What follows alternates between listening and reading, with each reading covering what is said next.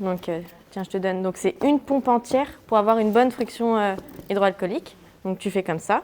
Entre les doigts, sur la paume des mains, sans oublier les ongles, sensibiliser ou plutôt resensibiliser ses élèves aux bonnes pratiques dans ce geste d'hygiène des mains face à la progression du virus. Quand on reçoit les chiffres de l'ARS, on voit bien qu'on est en augmentation, que le département de la Vendée est en augmentation de cas, que les réanimations sont un peu saturées. Les élèves, nous, aides-soignantes, vont en stage dans les services hospitaliers, sont vraiment confrontés à cette pathologie de la Covid-19 dans tous les services.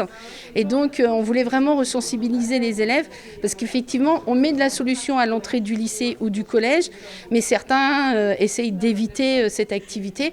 Vraiment les resensibiliser. C'est pas le tout de mettre dans le creux des mains, il faut vraiment faire les doigts, les ongles, et puis leur montrer que sous les bagues, le produit passe pas. Donc là, la bactérie, les virus sont toujours présents à ce niveau-là. Donc là, tu vois, tout ce qui est blanc, c'est ce qui est propre. Ici, un caisson pédagogique qui, grâce à de la lumière bleue, permet de s'auto-évaluer et de rendre compte des parties des mains non couvertes par la solution hydroalcoolique. Bien souvent, cette solution est utilisée à la va-vite. Déjà, prendre une pompe entière de gel, commencer par la paume de main, ensuite entre les doigts, bien insister sur les pouces, sur le côté de la main, ce qu'on ne pense pas forcément faire, bien insister sur les ongles et sur chaque doigt. Il faut bien faire aussi entre les doigts, vers les creux, les plis. Il ne faut pas oublier les poignets, ce qui est important, ce qu'on oublie souvent.